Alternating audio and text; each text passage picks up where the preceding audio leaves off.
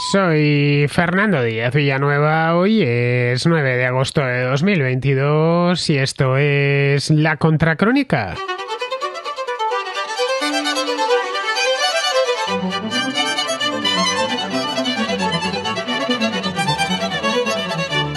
Tras haber concluido formalmente este fin de semana, el ejército chino anunció el lunes su intención de llevar a término nuevos ejercicios militares en las cercanías de Taiwán.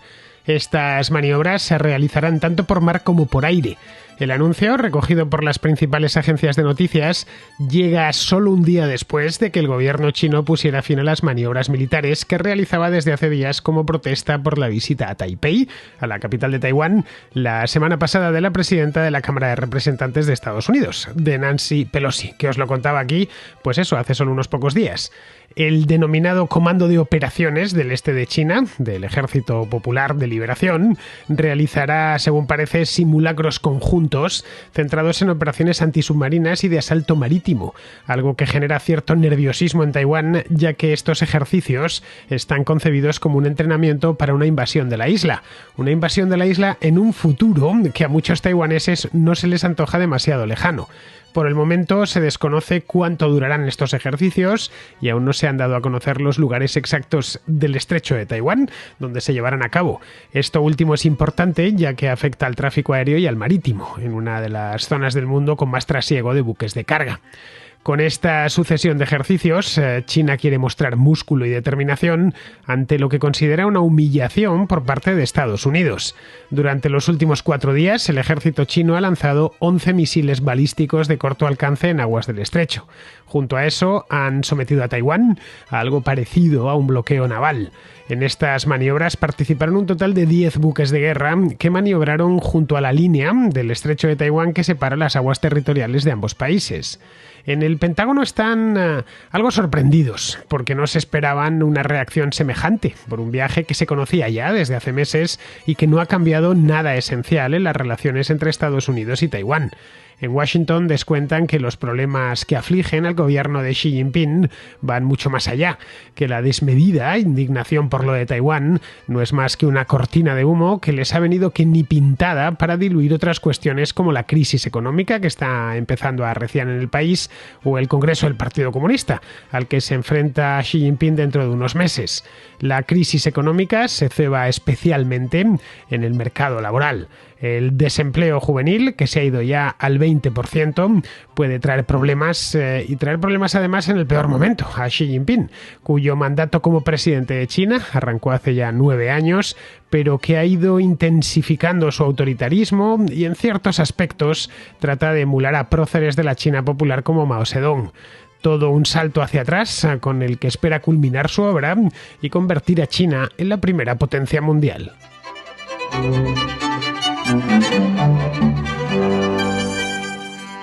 No os descubro nada nuevo, nada que no sepáis si os digo que China es la fábrica del mundo. Es un sobrenombre que se ganó hace ya unos cuantos años. ¿Por qué? Pues porque están un montón de cosas fabricadas en China. Los productos made in China están de hecho por todas partes y en todos los rincones del mundo, allá donde vayamos. Caray, probad a mirar a vuestro alrededor y comprobaréis que un gran número de los productos que os rodean en este preciso instante están hechos en China, o al menos ensamblados en China. El teléfono, la tableta o el ordenador con el que estáis escuchando este programa casi con toda seguridad está hecho en China, idem con vuestro televisor, con la consola de videojuegos y es posible también que estén hasta las bombillas que os iluminen en este momento, las bombillas LED, esas que comprasteis para reducir el consumo eléctrico, que consumen solo 4, 5, 6 vatios. Bueno, pues esas seguramente también estén hechas en China, porque en esto de las bombillas LED tienen, no diré que el monopolio, pero sí una posición de mucha dominancia. Bien, esto no era así, no ha sido así siempre. Los que tenemos cierta edad recordamos cuando no era tan fácil encontrar productos made in China. Hace 40 o 50 años, qué sé yo, los años 70 u 80, lo raro era encontrarse con productos hechos en China.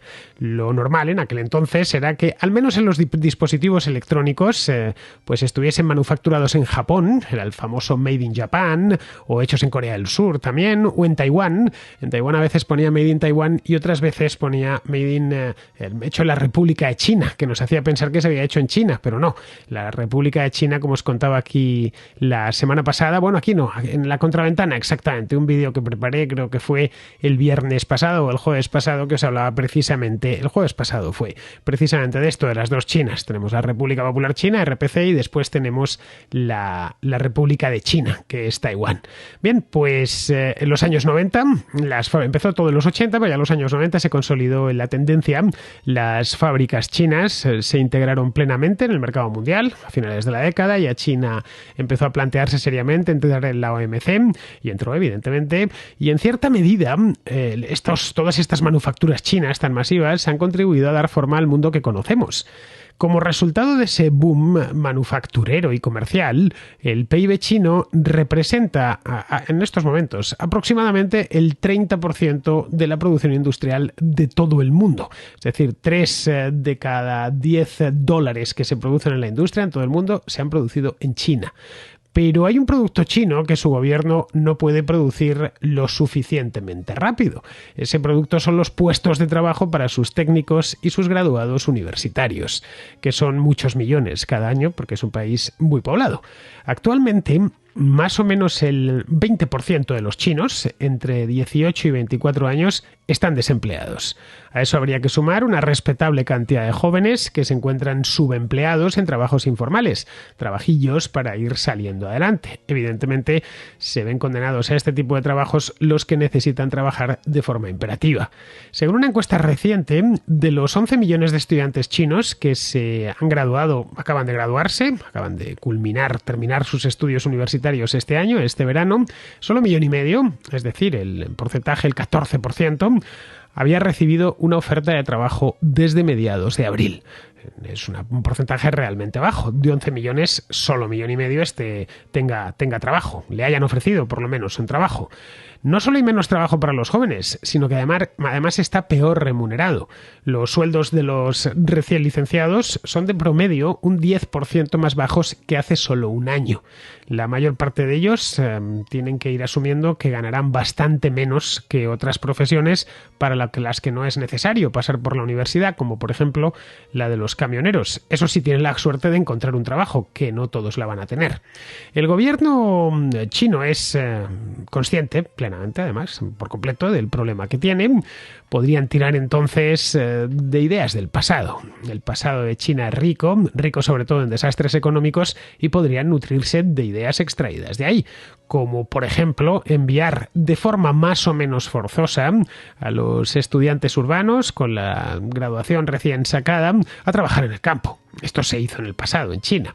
El problema para el Partido Comunista Chino de hoy, del año 2022, es que eso ya no se puede implementar fácilmente, y por supuesto no se puede implementar sin un desgaste considerable, algo que quiere evitar a cualquier coste el Partido Comunista.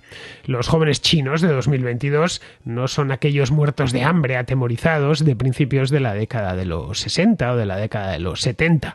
Se han criado ya en una sociedad de consumo, tienen, pues si no todos, prácticamente todos teléfono móvil, tienen acceso a la red, ¿vale? Una red, cierto, es muy capada, como es la red en China, pero acceso a la red, disfrutan de cierto bienestar material, muchos de ellos se han criado en familias en las que había un automóvil o tenían casa en propiedad, y claro, no van a estar dispuestos de ninguna manera a que les fuercen a emigrar al campo y a emplearse allí, no sé si de cualquier cosa, pero desde luego de empleos en los que no quieren ser empleados. Esta crisis laboral es muy inoportuna para Xi Jinping, que pretende que el partido, como os he comentado aquí en la contra varias veces, pues pretende que el partido le renueve como secretario general en el congreso que se va a celebrar este otoño, el 20º Congreso del Partido Comunista de China. Sirve también como un recordatorio, y creo que esto incluso es más importante, de que ese capitalismo al estilo chino, ese capitalismo de planificación centralizada, si podríamos llamarlo allí así de una manera un tanto osada, sigue estando muy mal pensado para formar y para retener a los mejores talentos del país. Los chinos, y esto es algo sabido por todos, especialmente los mejores estudiantes, tratan de estudiar fuera, si pueden permitírselo, ya sea porque su familia puede pagarles una estancia en Estados Unidos o en alguna universidad británica o una universidad europea, o porque acceden a una beca. y en el momento en que han podido acceder a esa beca, automáticamente se van a estudiar a Estados Unidos o a cualquier país de Occidente que tenga buenas universidades.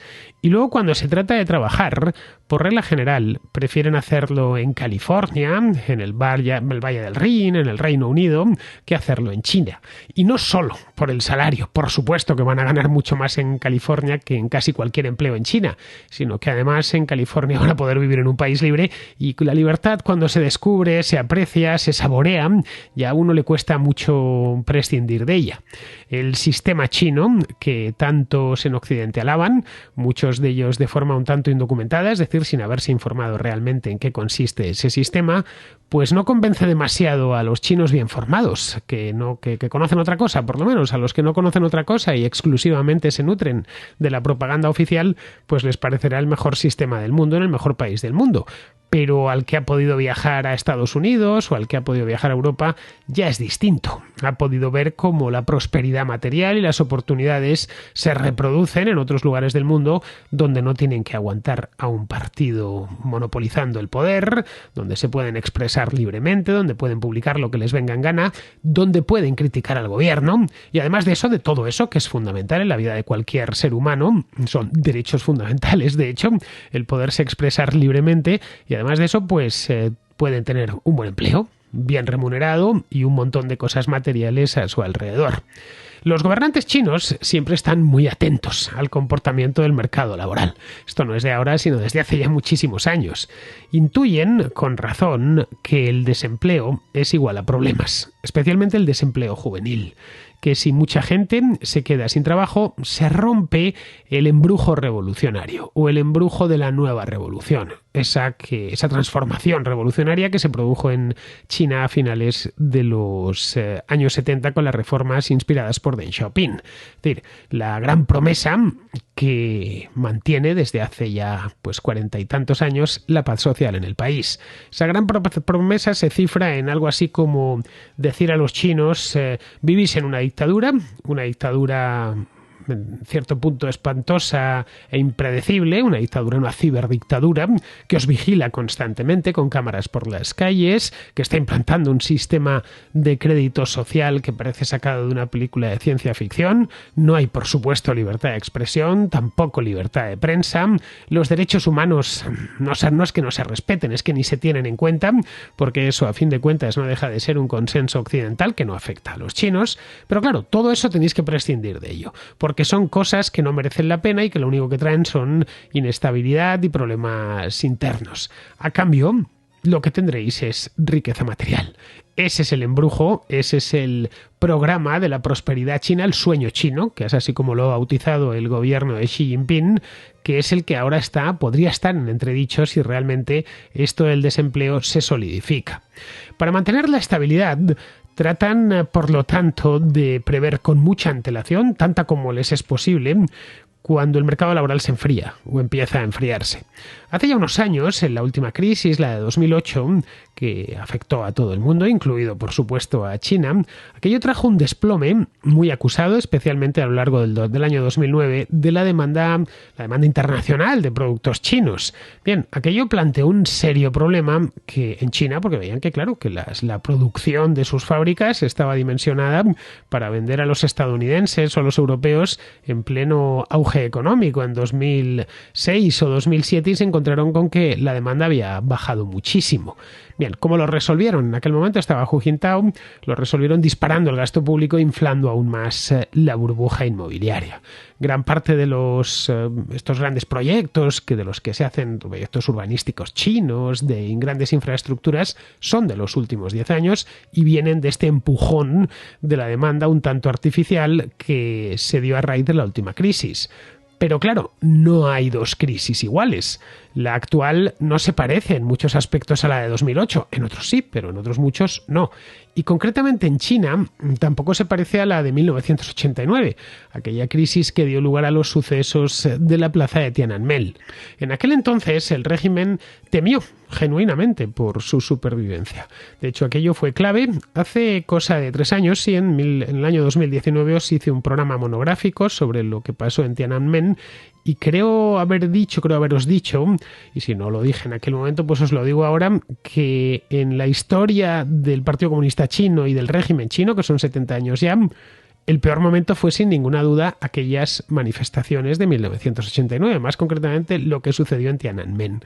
Bien, en su momento el presidente, que era Yang Shangkun, había sido un tipo revolucionario. Este hombre lleva muerto ya muchos años, más de 20 años, pero en aquel entonces pues era de los supervivientes de los que habían estado junto a Mao. Había sido también muy partidario de las reformas de Deng Xiaoping. Lo que hizo Shang Kun fue reprimir los movimientos juveniles que pedían democracia. Pero acto seguido les prometió a toda la juventud del país que habría oportunidades, de ahí en adelante habría oportunidades para todos, porque la economía crecería muchísimo y eso les permitiría. Bien, es cierto, vivir en una dictadura, eso era, bueno, ellos no lo llaman dictadura, pero bueno, en un régimen de partido único y son plenamente conscientes de que solo hay un partido y que uno no se puede expresar libremente, pero a cambio podrían ser ricos.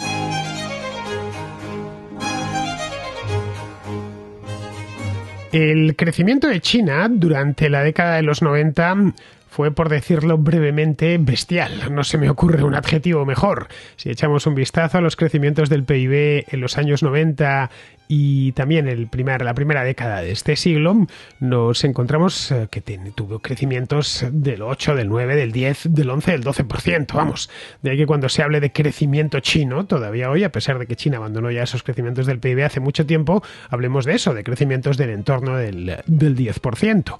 Bien, en aquel entonces recibieron alborozados, como el país crecía muchísimo, pero China necesitaba graduados universitarios, que tenía muy pocos.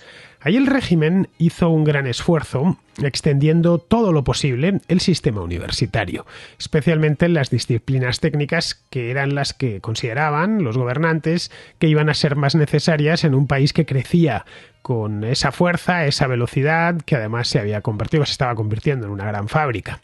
Bien, eso llenó las universidades de gente. Actualmente hay en China 32 millones de estudiantes universitarios en todo el país. Hace 10 años, en el año 2010 exactamente, eran 22 millones los que había. Ha crecido, a pesar de que la población de China se ha mantenido en los últimos 10 años, la población de estudiantes ha crecido considerablemente, de 22 a 32 millones de estudiantes. Bien, si nos vamos a 1990, es decir, unos meses después de la masacre de Tiananmen, había en China algo menos de 4 millones de estudiantes universitarios. Bien, todos estos estudiantes, los actuales, evidentemente, estos 32 millones de estudiantes, hacen el esfuerzo, y estudiar una carrera requiere esfuerzo, cierto es que no todas en la misma medida, pero todas requieren algo de esfuerzo, para conseguir buenos empleos.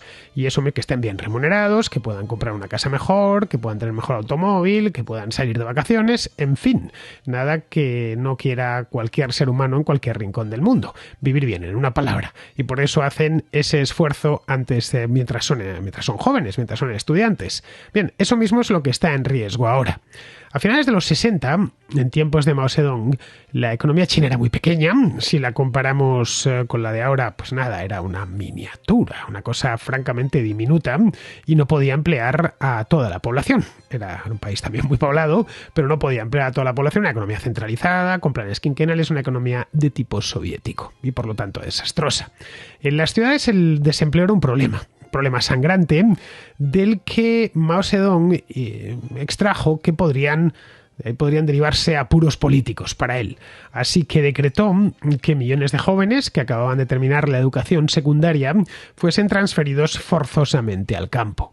La agricultura china de aquel entonces era muy intensiva en trabajo porque estaba poco mecanizada, así que conforme un joven chino que acababa de terminar la enseñanza secundaria salía de Pekín o de Shanghái o de Cantón o de cualquier ciudad de la costa y se encontraba en el interior de China trabajando en una aldea, veía que tenía que trabajar la tierra con sus propias manos de sol a sol y doblando el espinazo. Vamos, que trabajo había de sobra. Un trabajo penoso y para el que no se habían formado, pero trabajo a fin de cuentas.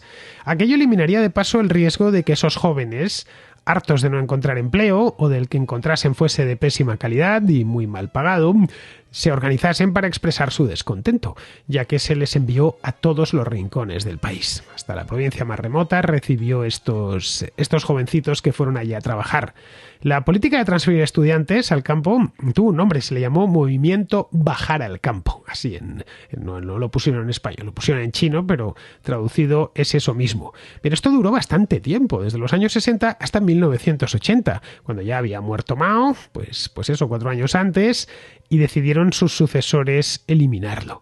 También, aparte de eso, consideraron y lo hicieron públicamente que aquello había sido desastroso, que había sacado muchísimo talento de las ciudades, que lo necesitaban ahora todo ese talento para desarrollarse, y claro, en buena medida ese talento lo habían laminado. El propio Xi Jinping, que en los años 70 era un veinteañero, fue víctima del programa Bajar al Campo. Fue enviado a trabajar al medio rural en la provincia de Shaanxi, en el interior del país.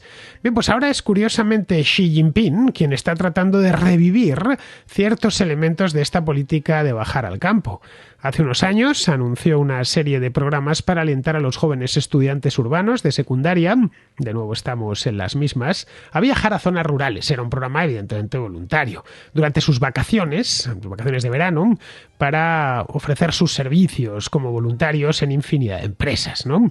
Y así, pues ya de paso, conocer el país por dentro. Este programa que lanzó Xi Jinping iba más que concebido para el trabajo, era concebido para que los chinos conociesen China, porque esos estudiantes luego, terminado el verano, volverían a sus ciudades de origen y por lo tanto, pues no se quedarían allí trabajando. Esos programas pronto se extendieron a los estudiantes universitarios. El año pasado el Partido Comunista de China puso en marcha un programa que ofrece subsidios, préstamos garantizados por el gobierno e incentivos fiscales para que los graduados universitarios monten negocios en la China rural. Es decir, ya no se trata de ir allí a conocer a los chinos del interior, a sus paisanos del interior, sino llegar allí e establecerse con una empresa propia. Por ahora son programas a los que el estudiante que ha terminado pues puede apuntarse si quiere, pero indican que Xi Jinping está tratando de sacar gente de las ciudades a sabiendas de que escaseará el empleo y que eso, como Mao Zedong en 1960, pues podría traerle problemas políticos. Durante los últimos 10 años, primero Hu Jintao y luego ya Xi Jinping, han depositado sus esperanzas en que una urbanización acelerada, y tanto que lo ha sido, especialmente en las grandes ciudades del este del país, muchísimo gasto público impulsado con deuda para construir nuevas infraestructuras, algunas necesarias y otras directamente faraónicas, que ambas cosas revivirían el crecimiento del PIB, sobre todo a partir de la crisis financiera internacional, para volver a los dorados años 90 y los de la primera década del siglo, cuando todo en China parecía posible y era el asombro del orbe. Pero no está funcionando como planearon. El crecimiento consiguieron mantenerlo, eso sí, pero ya no en el 10%, ya no con crecimientos chinos.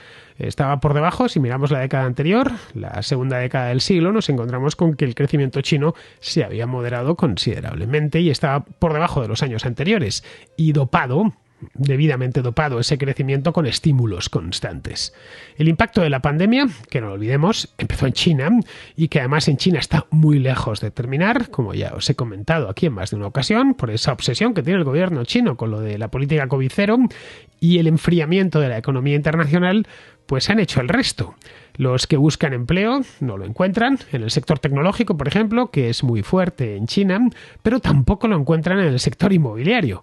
Los conglomerados de la construcción chinos se enfrentan a deudas muy abultadas. Le he dedicado lo menos 3 programas a esto de la burbuja inmobiliaria china y no hay tanta demanda de vivienda, así que es posible que se las terminen comiendo todas esas viviendas sin terminar o terminadas pero sin comprador. Los trabajadores rurales que han ido emigrando a las ciudades en los últimos años, en su mayor parte mano de obra no cualificada, estos ya asumen que el empleo en las fábricas chinas alcanzó su punto máximo hace años. Pues estos han hecho la transición a empleos de un nivel inferior en el sector servicios. Parece poco probable que las vacantes en las fábricas se recuperen debido a la desaceleración económica mundial. y es probable que el aumento del desempleo reduzca todavía más los salarios, ya que los trabajadores compiten entre ellos por los pocos puestos de trabajo que van quedando. Xi Jinping podría sacarse un conejo del sombrero. Perfectamente, sin problemas. Podría, por ejemplo, ordenar campañas de contratación masivas, extremadamente costosas y muy improductivas a las empresas estatales, que tiene muchísimas, el Estado chino, tenéis el contrato personal, aunque no lo necesitéis, para absorber a todo ese número, a buena parte al menos, de graduados universitarios desempleados. Pero sería como enchufarlos al presupuesto, porque si un trabajador no se necesita, no es un activo, es un pasivo, es decir, es una carga más que otra cosa. Podría también canalizar a cientos de miles de trabajadores hacia el complejo militar industrial de China, aunque aquí, claro, estamos hablando de trabajadores cualificados, que deberían capacitarse de nuevo para trabajar en la industria armamentística. Eso llevaría mucho tiempo y sería costoso, en tiempo y en dinero. Por de pronto, lo que está haciendo Xi Jinping es tratar de reconducir las relaciones con la Unión Europea y con Australia, para reforzar la base manufacturera del país y aumentar las exportaciones. Pero no termino yo de ver que esos esfuerzos le valgan demasiado la pena, al menos mientras el gobierno chino no se pronuncie de forma clara y contundente respecto a la invasión de Ucrania. Al final podría suceder que lo que termine exportando China no sean tanto productos manufacturados como cerebros, es decir, trabajadores cualificados atraídos por las buenas ofertas en mercados laborales como el estadounidense o el alemán. Entre tanto, pues es posible que Xi Jinping pronto advierta los límites prácticos de su intento de convertir a China en la primera potencia mundial por la vía rápida. Le está faltando a este hombre la proverbial paciencia de sus antecesores. Y sobre todo, no parece ser consciente de que el modelo chino tenía sus limitaciones, tal y como estaba concebido.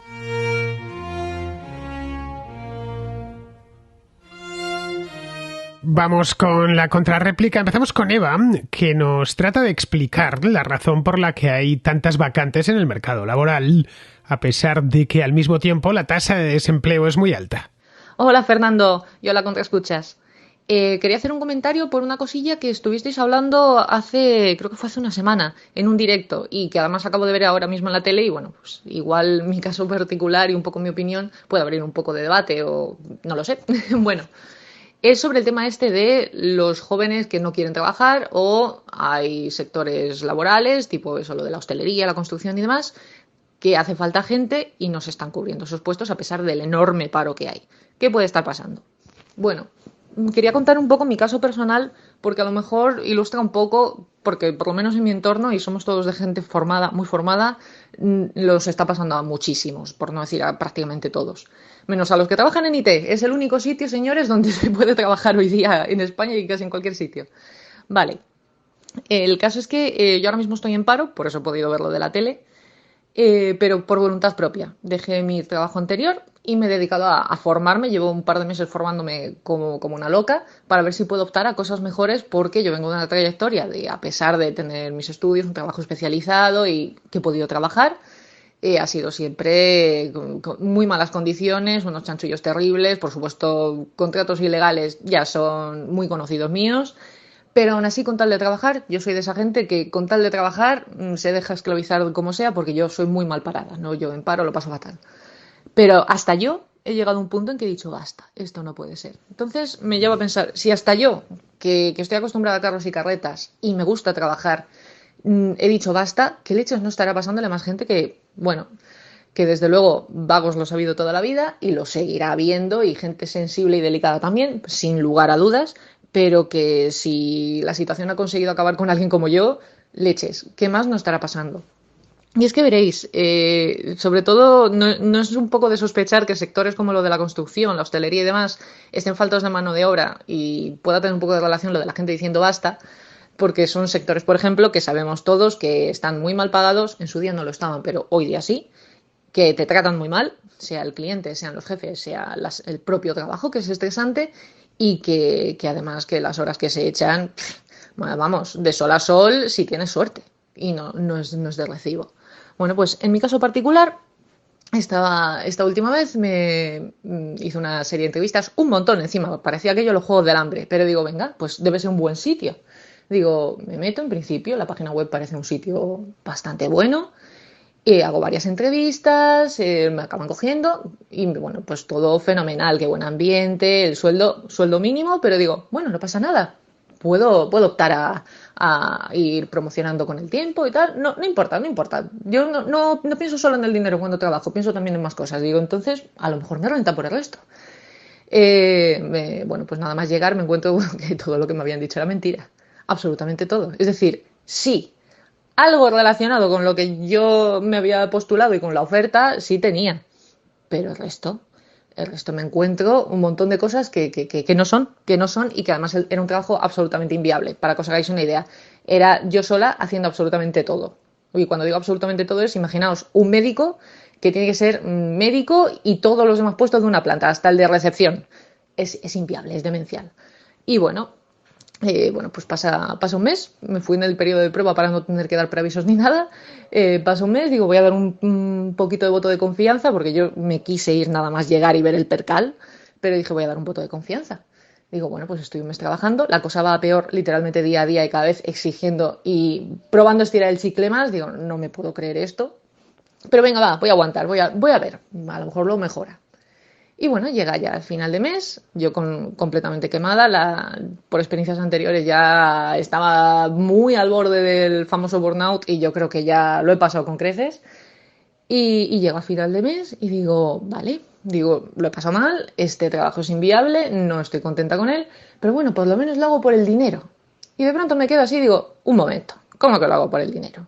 Digo, en lo que me cuesta venir hasta aquí, que yo vivo en Madrid y vivo en las afueras, o sea que nos podemos hacer una idea. Entre lo que me cuesta venir aquí, yo voy en transporte público, o sea que si encima fuera en coche ya nos morimos.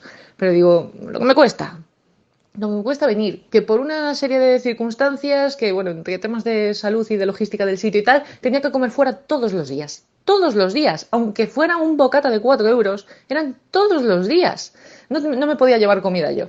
No quiero entrar mucho en detalles, que son muchas pistas, pero bueno, tenía que comer fuera todos los días, con el gasto que eso conlleva. El transporte y demás, digo, vale, estoy cobrando el salario mínimo, me está saliendo a pagar, digo, ¿qué leches es esto? Digo, vale, no lo hago por el dinero, de acuerdo. Digo, pero lo hago por el horario. Digo, no, el horario tampoco, era un horario horroroso, propio del sector, pero un horario horroroso. Digo, salgo de noche y vuelvo de noche. Digo, vale, no lo hago ni por el dinero ni el horario. ¿Lo hago por el ambiente? Pues tampoco, porque solo estoy yo. Y encima, de vez en cuando, con apariciones de los jefes, que para exigir y para meterte presión buena. Y bueno, no eran gente desagradable, pero desde luego aquello tampoco era para estar bien. Digo, vale, no lo hago ya ni quitamos dinero, quitamos horario, quitamos el famoso ambiente laboral, que ahora mismo es los que muchas empresas te lo ofrecen como una compensación a salario horrible y horario horrible. Digo, vale, tampoco tengo eso. Digo, bueno, a lo mejor me llevo prestigio. Estoy trabajando en un sitio que me puede abrir puertas de cara al futuro a otras cosas, en currículum queda bien. No, tampoco, porque este sitio sí, es buena que apunta maneras, pero ahora mismo no lo conoce mucha gente. Digo, no, tampoco me llevo prestigio. Bueno, lo último que a lo que aspiro cuando voy a un trabajo, me llevo satisfacción personal de decir, me gusta el trabajo que estoy haciendo. Tampoco porque no me da tiempo a desarrollarlo, me tenían de absoluta machaca. Digo, me cago en la leche, entonces, ¿qué hago yo aquí? Y literalmente por eso me fui, porque dije, es que esto no es inviable, va a acabar con mi salud. Y ese sí que es un límite, el acabar con mi salud, porque a mí no me da para pagar un psicólogo. O sea que si se acaba mi salud mental, me lo como yo sola y llega un punto que uno solo puede hacer lo que puede hacer.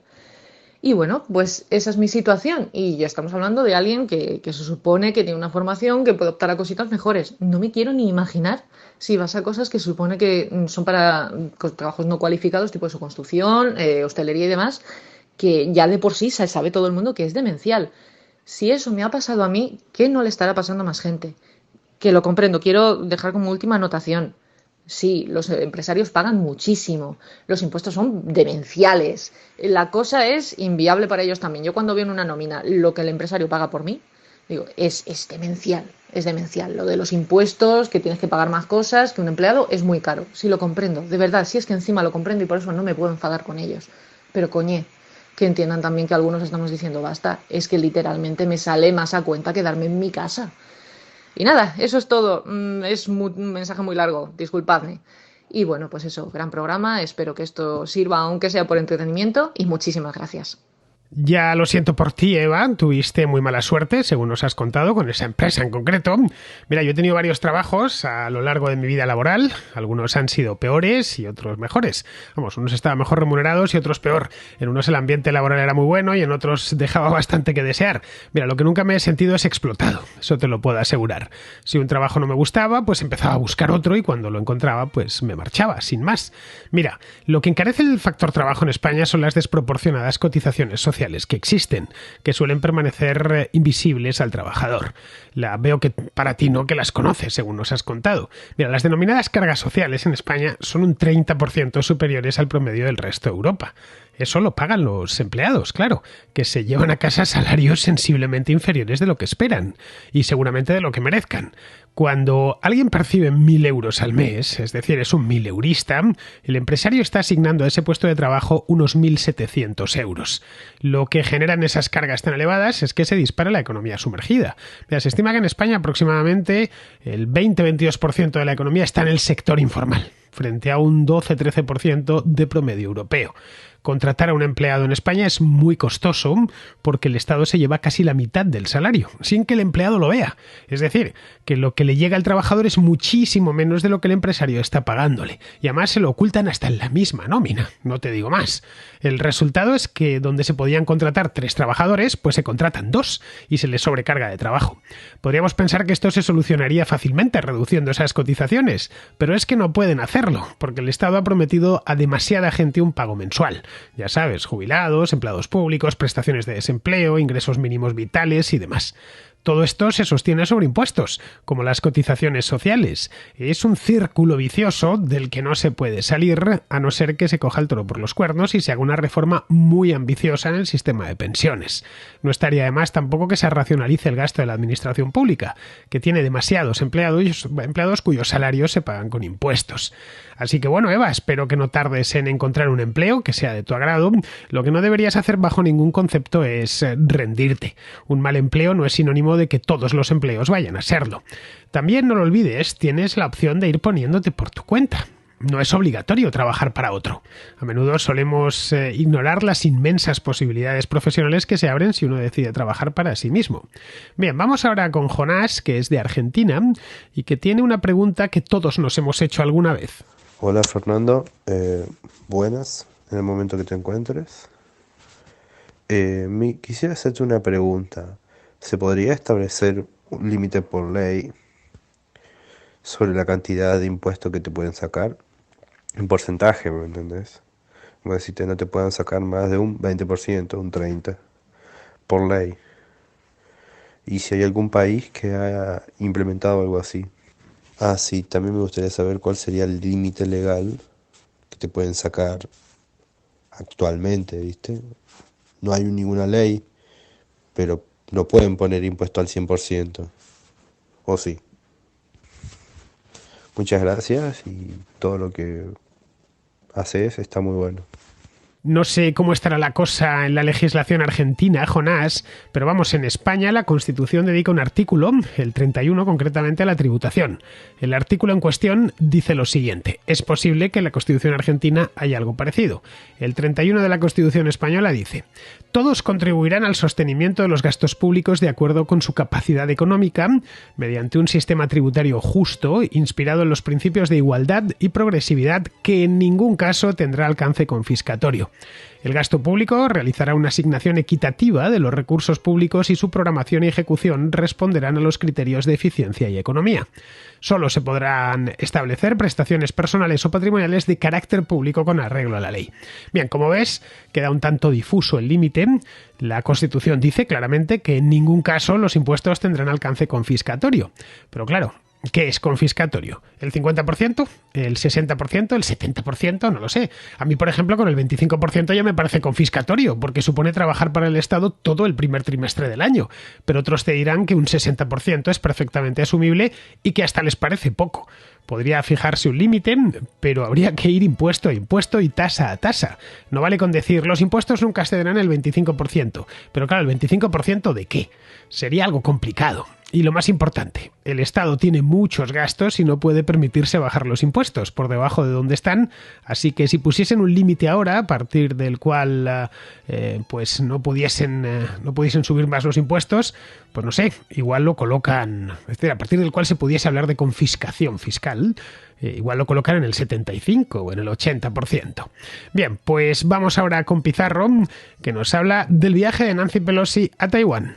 La octogenaria con nombre de Juguete ha decidido tensionar las relaciones internacionales con la China popular, pasándose por el territorio chino que deshace su ansiada unificación y que es el recuerdo permanente de la legitimidad previa al Partido Comunista Chino, contra la que éste se alzó, a la que desterró por las armas y a la que sustituyó por una tiranía.